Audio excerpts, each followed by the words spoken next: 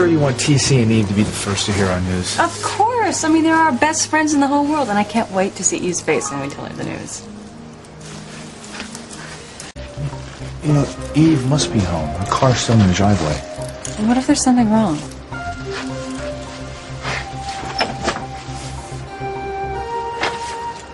If I don't help Ivy to get Sam, I'll lose my family. It's blackmail. Just pure and simple blackmail. Eve? Are you all right?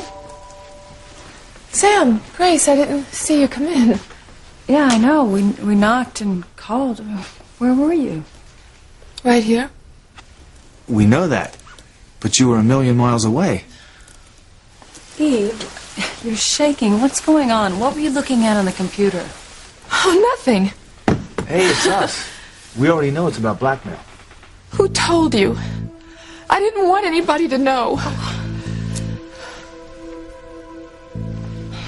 Did you know? Who told you? Eve, sweetheart, nobody told us anything. You were just saying something about blackmail when we walked in. Is that all you heard? Yes, but I'd like to hear more. Is someone you know being threatened?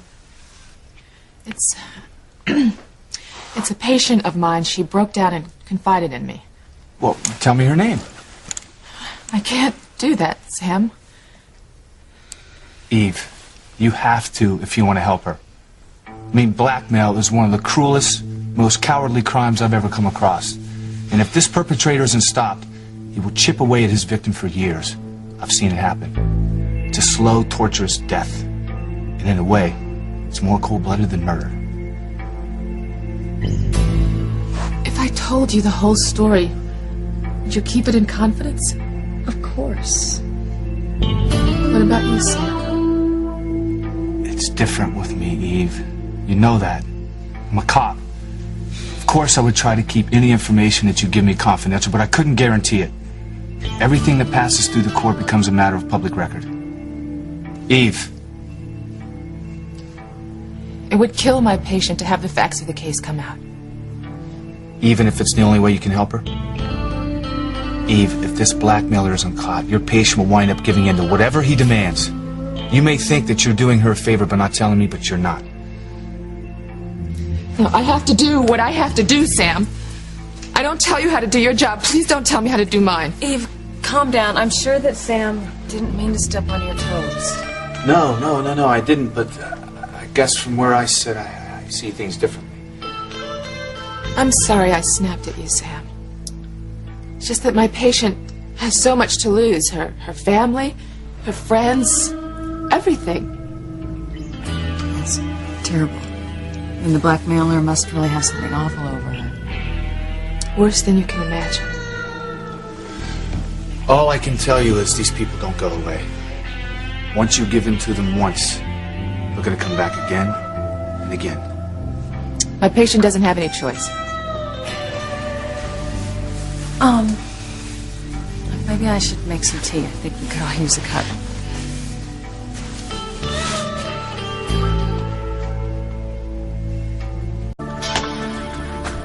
Did Sam tell you our good news? Well, I was waiting for you to come back. My amazing wife and I are going to get married. Excuse me? Again. I mean, I know we just renewed our vows in church this Christmas, but Sam and I want to have the wedding that we never had. I mean, a real wedding. Because, when we were in Boston, we had 2 strangers for witnesses. I just recovered from the fire, and Sam didn't really know anybody. So, we're going to do it right this time. In a town that we call home, surrounded by the people we love. That is so wonderful. And it's so romantic. And would you believe that Sam thought of it all by himself? I'm not a bit surprised. I know how much he loves you. So when's the big day? Oh, we haven't even thought of that yet. But you know what? I want to get one thing settled right here. Will you be my matron of honor? Me? Are you sure? Well, of course. I mean, you are my all-time most amazing, wonderful best friend. Oh, seriously. I mean, aside from Sam, You are the one person that I love and depend upon more than anyone else in this world. And that's why Sam and I made you and TC the guardians of the kids if anything ever happened to us. TC and I made the same provision in our will. Well then, it's settled. And as you can see, my wife is not going to take no for an answer.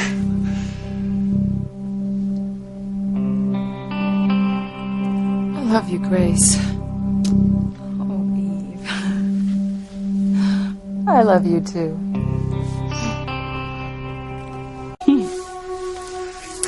Oh, you goose. You're crying because I asked you to be my matron of honor. We're both such saps. I'm sure I'd do the same thing. But you mean so much to me, Eve. I don't know what I'd do without you. Well, has it ever occurred to my presumptuous wife that maybe her best friend's crying for another reason? Like what?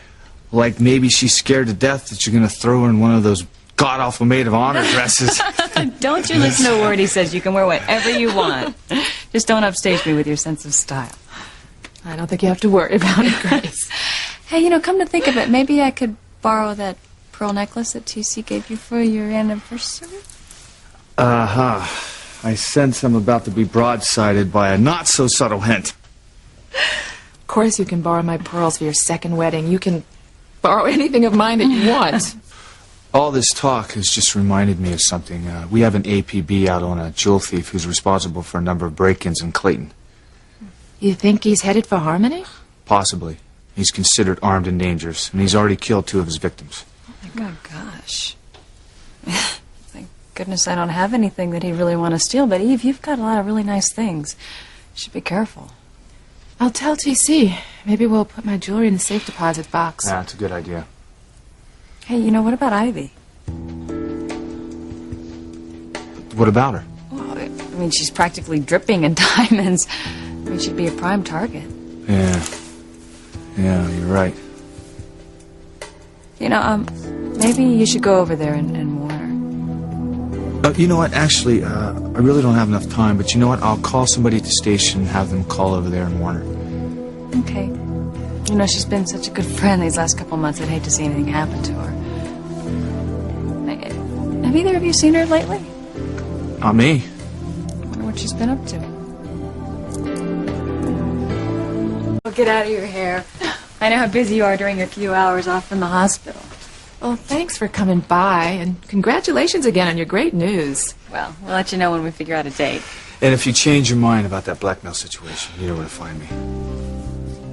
I know I said I wouldn't give you a hard time about it, and I won't. But at least tell your patient what I said. It's not going to make any difference. Her mind's made up. She can't take a chance that any of it would become public. Well, I'm disappointed, but I can't say I don't understand. I mean, I've seen in other blackmail cases where people panic and give in.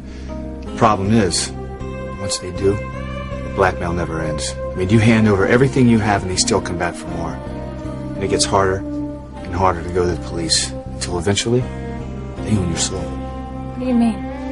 Well, I've seen in some cases where blackmailers will get their victim to do almost anything, even hurt the people they love. How does anyone ever get out of it? Well, sad to say, but a lot don't. I've seen victims so desperate that they resort to murder. It's the only way they can think to get away from the blackmail. I can't believe that anybody would really let it go that far. I can. Oh, enough about that. I'm really glad you guys came by. Thank you. And don't forget to tell TC about the jewel thief. Okay. See ya. See you.